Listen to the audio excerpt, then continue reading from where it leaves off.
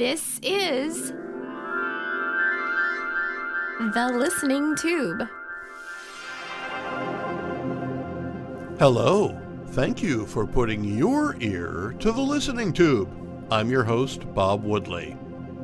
On this episode, I'll have a conversation with Dr. John Graham, former Navy SEAL, professor at UC Irvine, and co-founder of the Center for Citizen Peacebuilding. We'll talk about peace and the art of negotiation. But first, Not the headlines. while affordability seems to be the new buzzword being tossed around by politicians and policymakers, all kinds of ideas are being suggested to make everyday expenses more accommodating and less painful for the American consumer. Ideas like a temporary suspension of gasoline taxes, both state and federal, ending the conflict with Iran as soon as possible, and even some more radical ideas like price freezes and rent control. It's not just the retail prices of everyday items that puts pressure on budgets, but also the wholesale prices of things that retailers often feel forced to pass along to the consumer, even if they don't want to, even if they know they'll sell less than they would if they absorbed some of the costs of getting goods to the market. But there's another factor that doesn't seem to be getting any attention, even though it adds to the price of just about everything. Credit card swipe fees. There was a time when you paid for the convenience of using a credit card to make a purchase through the interest on your balance, or an annual fee to maintain a credit card. Now, in addition to those costs, you also have to pay a small fee every time you make a purchase.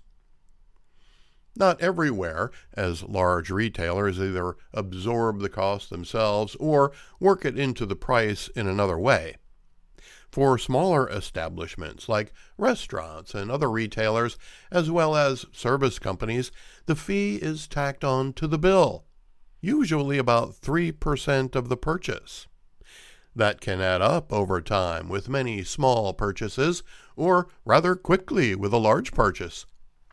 Either way, it's a sort of a tax we now have to pay to swipe a bank card instead of paying cash.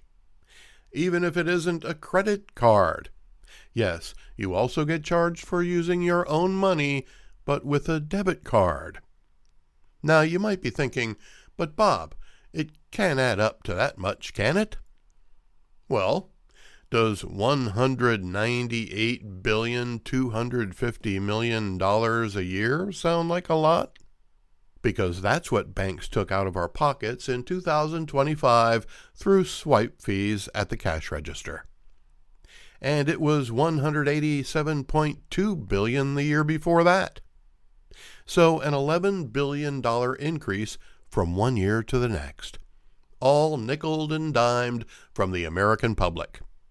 There are some people who are sounding the alarm and asking for government intervention.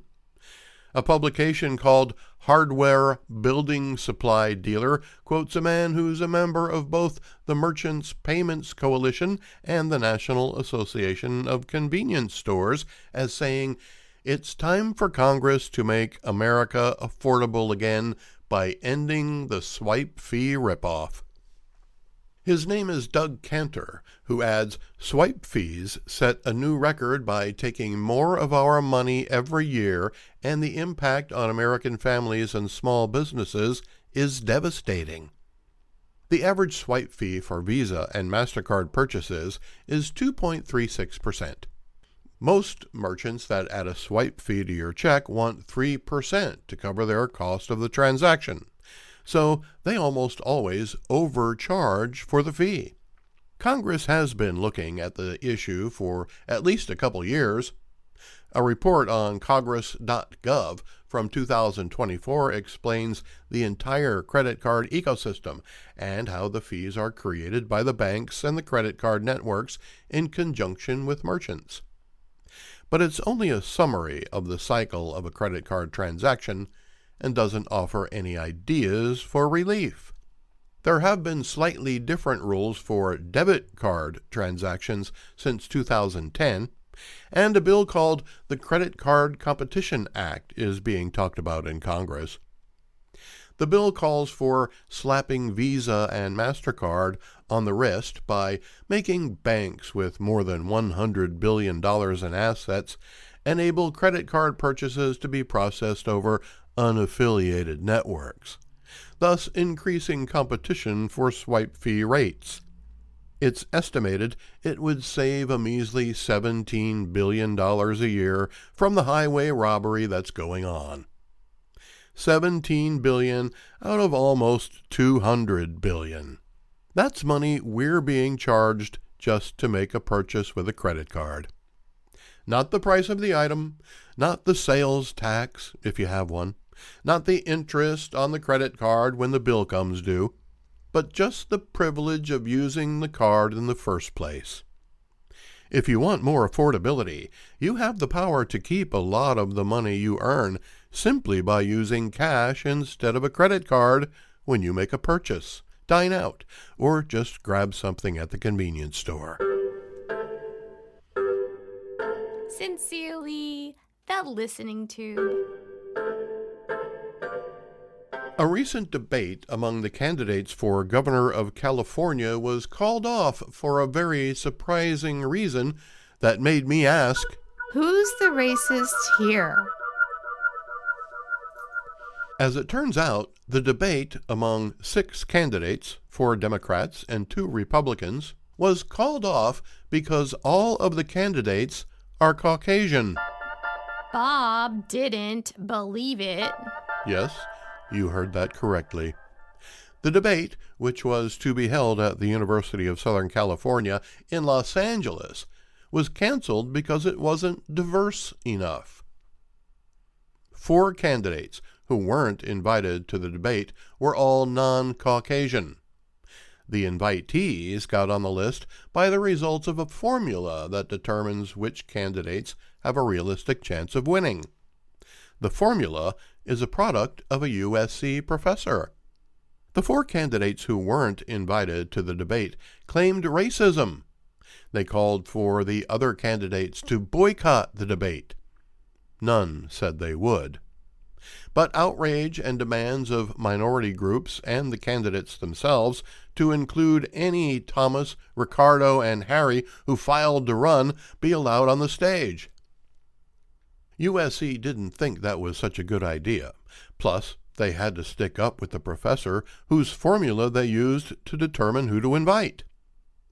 While the left argues over who should be on the debate stage, the top 2 candidates for governor are both Republican. Because of how California runs its ballot for governor, we may know before the votes are cast that the next governor of California will be a Republican.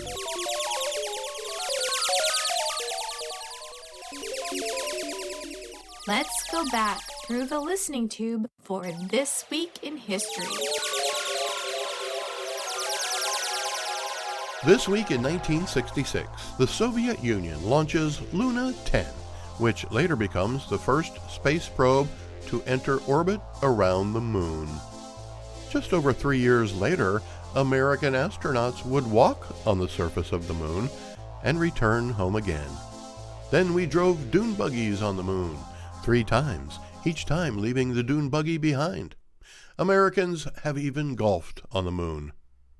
Then we left and never went back again. No one from any other country on Earth has been on the moon. The American flag is the only flag stuck in the ground on the moon. Finally, 60 years later, Americans will again head to the moon, along with 1 Canadian. Artemis II launched on April 1st on a mission to go around the moon and back without stopping. Baby steps all over again, but NASA had to relearn how to do it all, and how to use today's technology to help. Famously, the Apollo missions that put men on the moon the last time had about as much computer power as a pocket calculator. The listening tube will return at the speed of sound. Send email to thelisteningtube@outlook.com. My guest today is John Graham. John is a former Navy SEAL and is now a man of peace and an expert on international negotiations. He spoke with me from his home in Irvine, California. I would like to talk to you mostly about war and peace. Okay, that's one of my favorite topics. That's what I understand. Now, John, what's the best barometer for measuring how much peace there is? Oh, well, the best barometer is the Swedes publish statistics going back to the year 1400. I can give you the exact sites. We put that information in our textbook on international marketing, and I use it a few other places, but they're very good about that. And particularly going back to the 1400s, the world is the most peaceful it's ever been. Particularly if you look at the early 21st century, the first few years, we basically had global peace. There's some conflicts going on. There were horrible conflicts and people were dying. But I think the best measure is people dying from violence per capita. And so in that time period, in the late 90s and early 2000s, the numbers were very small. The wars were still awful, but the numbers were very small. And in that time period, human beings enjoyed the safest planet that humans have experienced in 300,000 years of history. The Swedish folks at Uppsala, and also there's another organization. Is America closer to peace now than it was a month ago? No. We're involved in an active war, and that wasn't true a month ago. But this is particularly a bad time from my perspective for peace. And from what we're led to believe by the Trump administration, this is a war of necessity that's been going on basically for the past 47 years, and the attempt now, or the invasion of Iran by the Americans and by the Israelis, is an attempt to end this war and bring about a more peaceful Middle East and therefore the world. Do you have any optimism that that will happen? You can make that argument, and certainly the Trump administration does. It also talks about a lot of other reasons for doing it, and the nuclear program, for example. I don't think this is near effective as what we were doing in the Obama administration, where we basically reached an agreement and had started implementing the nuclear arms production issue. And now we're killing people over all this, and it really doesn't make a lot of sense, and it's a very dangerous time. The worst prospect is American boots on the ground. I should also say it's becoming more and more clear that the Israeli objectives and American objectives are different. And so that even complicates things further. Yes, they certainly are different, and I think they're different in the first of all in who the targets are, really. I think is basically what it comes down to. How do you see them as different? The Israelis have always worried about nuclear weapons being used on them, and that's a long-term kind of thing. The interesting thing is historically, at different points in time, the Israelis and Iranians have gotten along well, as we have worked with Iranians as well in World War II. So we all have experiences of working together, but most recently, the problems in the Middle East have gotten worse with the different terrorist groups and the support of the Iranians and the Israeli aversion to the two-state solution, which to most of us around the world think makes sense. But anyway, that's kind of what's going on at the moment. But the history is important. We have gotten along. What hasn't come up at all in the discussion of Iran and the United States in the last 40 years is what we did there in 1953. The CIA and the British intelligence agencies caused a coup to happen. And at that point in time, there was a Shah, but the Shah was basically like the King of England. He had no political power. And they had a democratically elected president. And the coup that we spent money on and participated in threw him out of office. Part of the claim then was he was leaning toward communism, but that was still the argument that the Republicans use. It's the commies that are the problem. But that part of history is important because that explains the Iranian dislike or hate, however you want to describe it, of American interference. Let's call it mistrust. How's that? That's not strong enough. Okay. All right. Now we have a article, and we quote an Iranian who writes about international negotiation, and he calls one side Satan and the other side evil, and those kind of words are used in protests and things like that. And certainly, George Bush talked about the axis of evil. So the animosity is worse than distrust. It's a bigger problem than that. Now, when I was a young man, I was stationed while I was in the Air Force, I was stationed in West Berlin, back when it still had a wall around it. Things seemed a lot simpler then than the worldwide situation we've had more or less since the beginning of the current millennia. It just feels like we were safer then. I mean, do you miss the Cold War? Do I miss it? No. My biggest worry is not the war in Iran right now. My biggest worry is nuclear weapons and the proliferation. And I publicly have made a suggestion that goes something like this. Both the Russians and the United States have 5,000 nuclear warheads and delivery vehicles, more than 5,000 each. That's enough weaponry to kill everybody on the planet. That's real clear. The Chinese are building out now.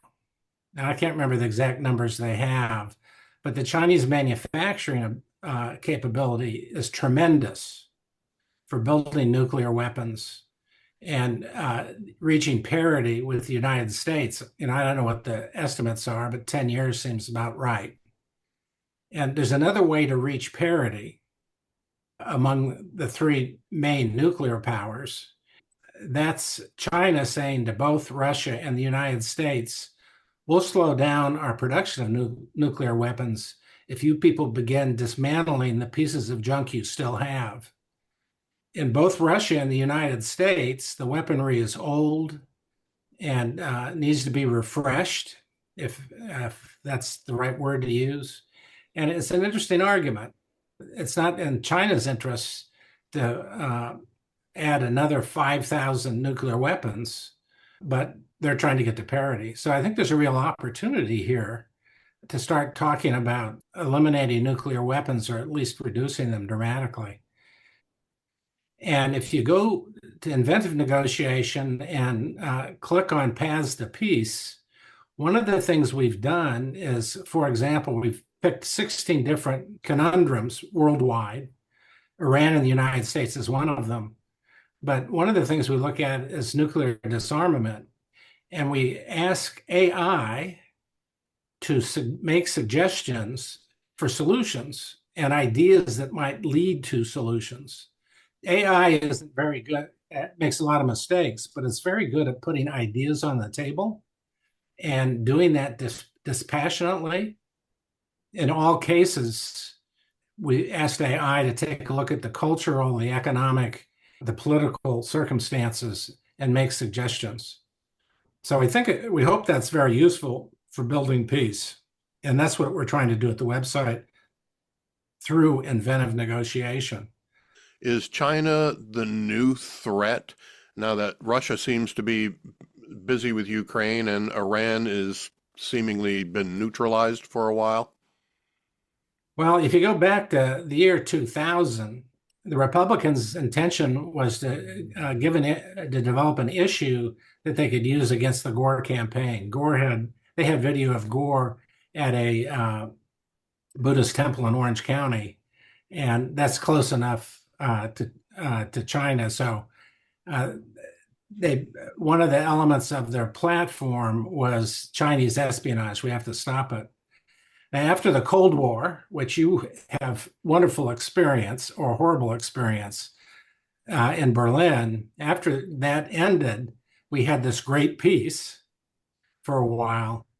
But then the Bush administration and the weapons industry in the United States that Eisenhower warned about argued for a pivot toward China.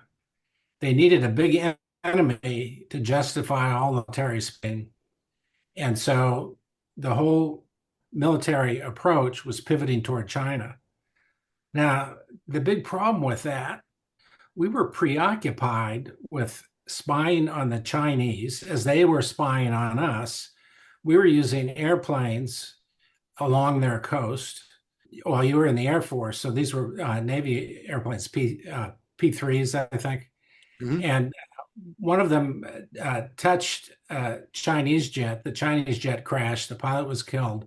Our plane landed on Hainan Island. Then we got the crew back. It landed safely, but it was an emergency landing. We got the crew back pretty quickly, but they kept the airplane because that was a treasure of our technology at the time. And we were playing that game, the Chinese espionage battle, if you like, when 9/11 happened.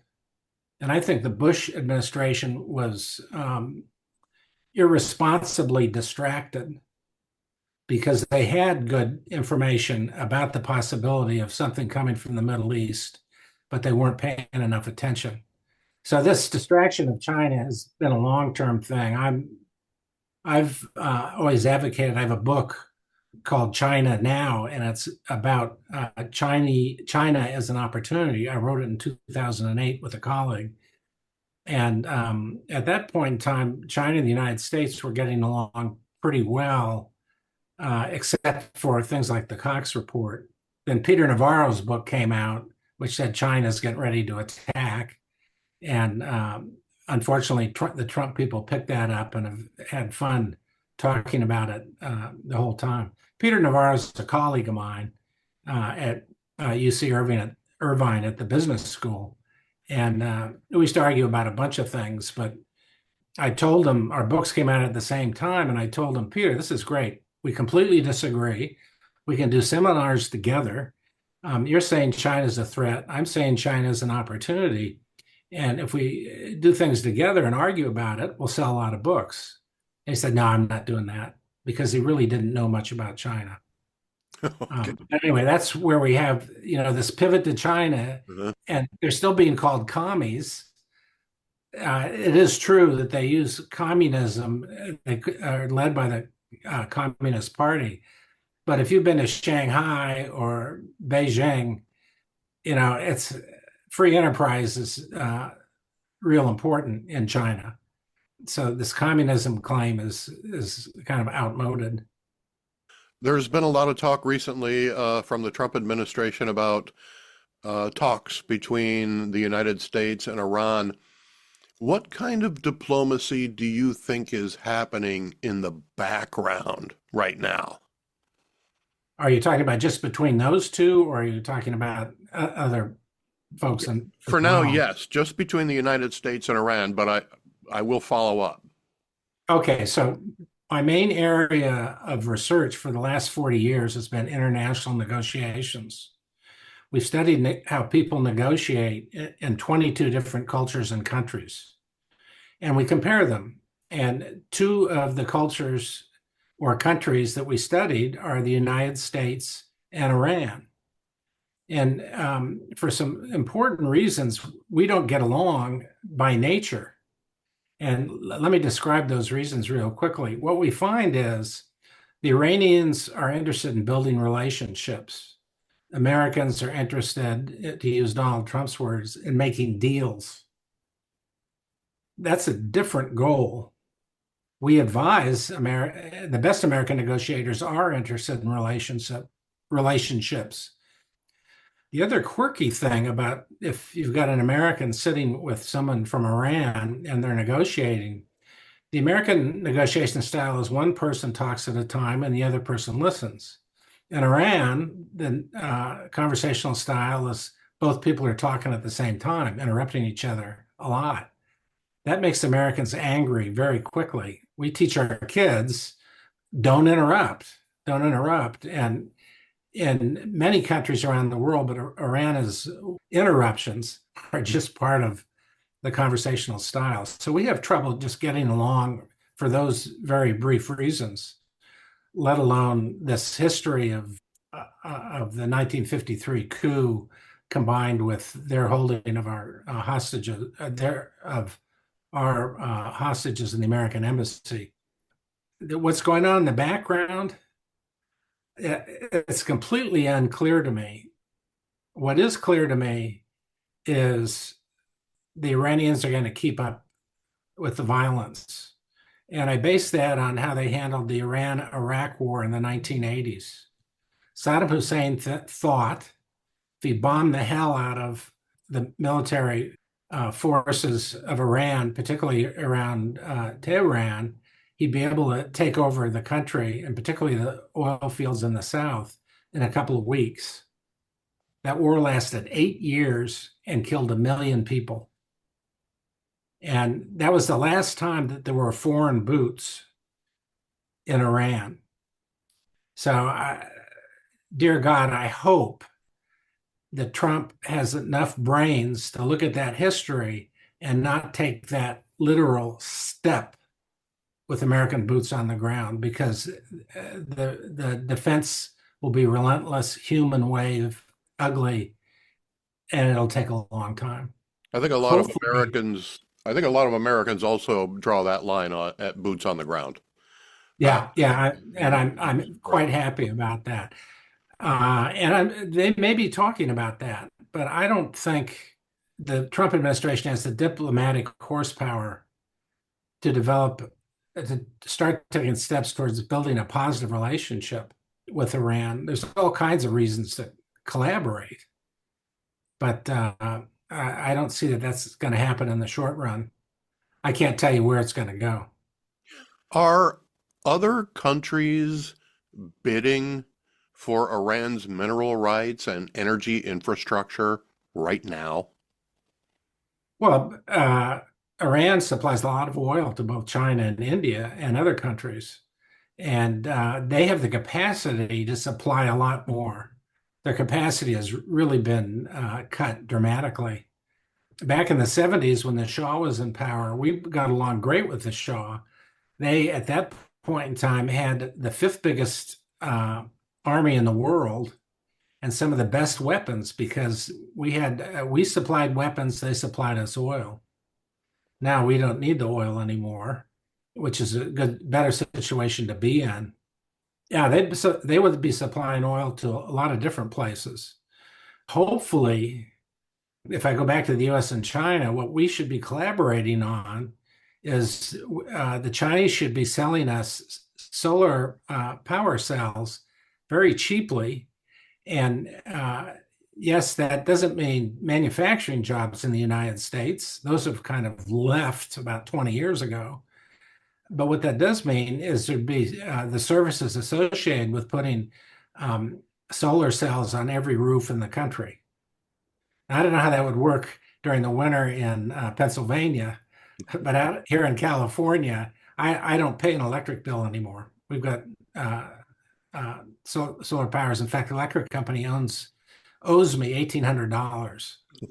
Well, You never get paid. that's a pretty good deal. Anyway, yeah, that's the kind of collaboration that could happen. The other in my writing about how the United States and Iran might collaborate, Iran has two important resources besides oil. One is they have sunshine. And so you can imagine all kinds of solar power being developed in the desert areas or just everywhere. The other thing is they're really centrally located and would make an ideal distribution hub for American products, if you like, in the whole area. And that's how we got along during World War II. We delivered weapons to the Soviets through Iran. And so that's why they had the meeting in Tehran at the end of the war. So we got along great then. And they're in a geographical position to take advantage of that if we can get over this other animosity that's been built up historically. The key is, particularly in the Middle East, people tend not to forget and tend not to forgive. And that's part of the reason why there's this constant turmoil there. You touched on this a little bit earlier, and I wanted to ask you about it. Inventive negotiation. Now, Yes. you explained briefly that you use artificial intelligence. Is that what it's based upon, or did this style of negotiation that I guess I'm going to credit you with, did that happen before AI? No, don't credit. The AI, we hope, is useful, but that's not the concept of inventive negotiation is new in the United States. It's not new in places like Japan and the Netherlands. That's the way they've been operating. But here's the difference. What we teach in the business schools and law schools in the United States is something called integrative bargaining. In integrative bargaining, if you and I were negotiating, I would ask you, what are your interests? And you would ask me, what are our interests? And we talk about that and try to develop a common good solution. My favorite way to explain it is the metaphor of the pie. So there are two guys and one pie. What are we going to do about that? Well, if you're Vladimir Putin, you're going to bludgeon the other guy and take the whole pie. That's one approach. There are three other approaches. The second approach is the Trump approach, and that's making a deal. It's a transaction, and it's making offers and counter offers. And you don't worry much about the other side. That's up to them. And that's called competitive bargaining in the business or law classroom. For competitive bargaining with a pie, you just split it right in half. That's fair. In the case of integrative bargaining, you can get to better outcomes because I can ask you, what part of the pie do you like? And if you happen to like the fruit and I happen to like the crust, then we can split the pie differently and we can both get more than half. So that's integrative bargaining. That's what we teach. Inventive negotiation depends on long-term relationships and creativity. So in that case, what we say is, instead of splitting the pie up, why don't we build a pie factory? And we can have plenty of pies. We can even sell some of them. Now that involves a long-term relationship of collaboration and invention. Collaboration, a long-term relationship. Is the goal to have all parties benefit in some way? Yes. Yes, that is the goal. What is the ultimate goal of a negotiation? Does there always have to be a winner and a loser? There shouldn't be. One of the things I talk in our book on negotiation, in the book on inventive negotiation, we talk about how our ancestors out in the South African deserts used to work, and they used to solve problems. They lived in small family groups, 25 or 30. They were hunter-gatherers. If they had a problem, they sat around the campfire and discussed it. Everybody participated, and everybody benefited because of that collaborative approach. It's also what the Japanese do. But the idea is, what makes us humans different is we have an alternative to punishment. The primordial persuasion was punishment, but the first sophistication has been exchange. We can exchange things, and that makes life better for everybody. And this works currently. I mentioned I have a textbook, I think I mentioned it, on international marketing. And international trade is the most important cause of peace worldwide. And it works in three ways. One is it creates interdependence. So we're not going to have a war with China ever. We have too much trade, and neither one of us can afford that war because we're interdependent technologically. The second thing is it promotes international interaction. So people from other countries meet each other, get on jet planes and fly and hold discussions. And so both sides learn about other values. But the most important part of international trade is the creativity, the invention that happens, and the borrowing of ideas from around the world. Trump's approach to international relations is punishment. And, punishment may work in the short run, but what's happening right now in the Middle East, Israel is developing generations of hate. They may be destroying the short-term threats, but they're creating generations of hate, and we're doing the same thing. John, as a peace builder, where are you focusing your efforts right now? What we're trying to do is try to tell as many people as possible about our book, Inventive Negotiation.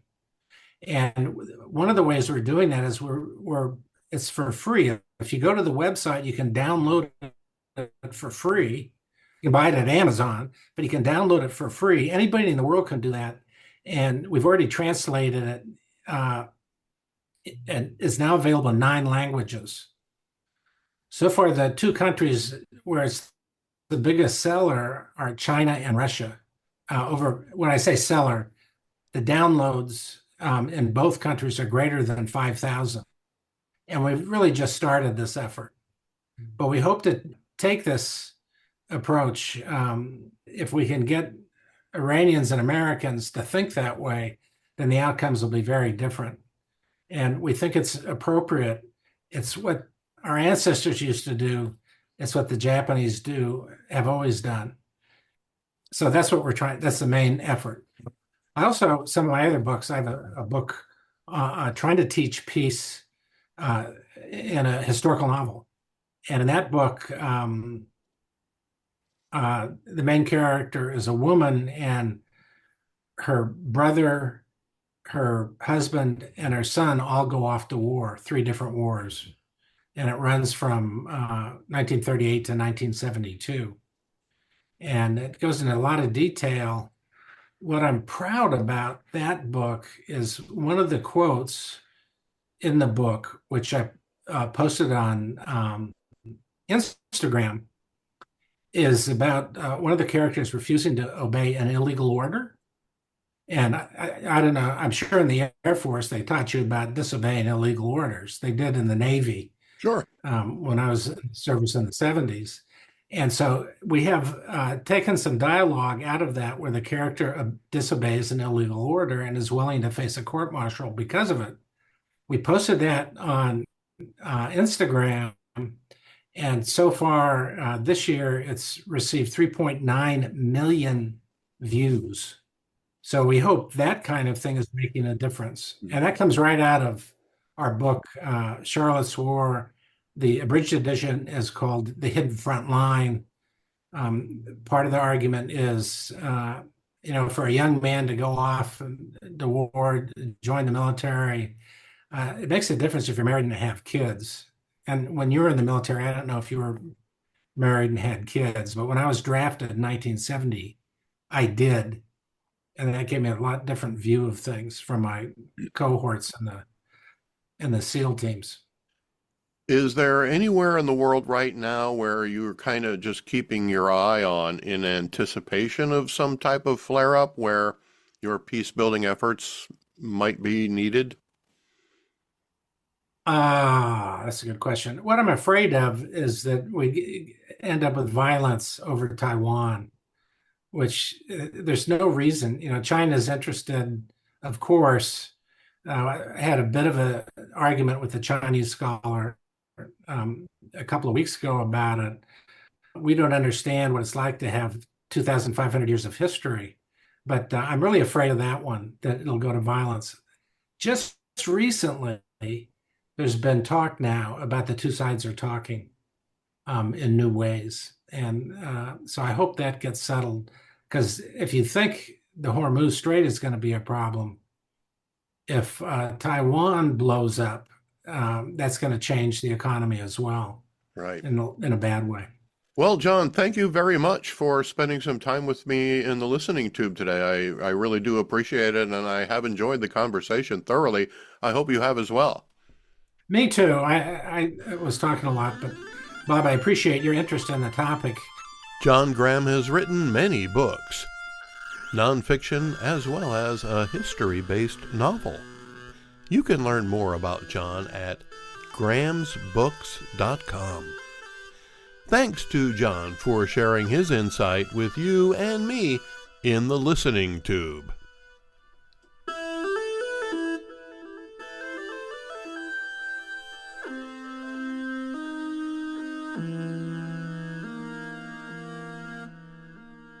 The Listening Tube is written and produced by yours truly. Copyright 2026. Shout out to some new places checking in: Helsinki, Finland, Salem, Connecticut, and Jacksonville, Florida. Follow The Listening Tube at thelisteningtube.com. Thank you for putting your ear to The Listening Tube. I'm your host, Bob Woodley, for Thou ad infinitum.